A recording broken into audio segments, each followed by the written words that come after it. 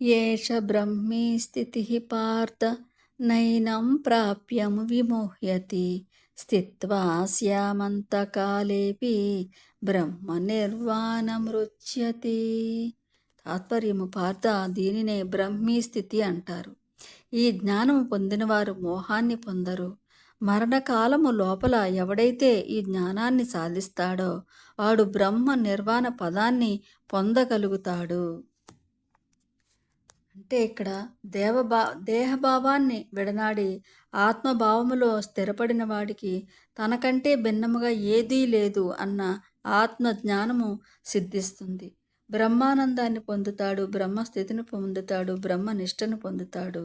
బ్రహ్మనిష్ట అన్నది జ్ఞాన యోగం యొక్క అంతిమ స్థితి. బ్రహ్మనిష్ట స్థితిని పొందినవాడు ఇంక మోహాన్ని పొందడు.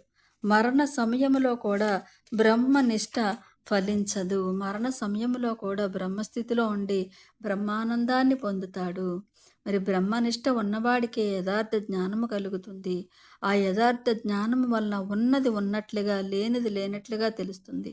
అంతకన్నా ఇంకా కావలసింది ఏముంది?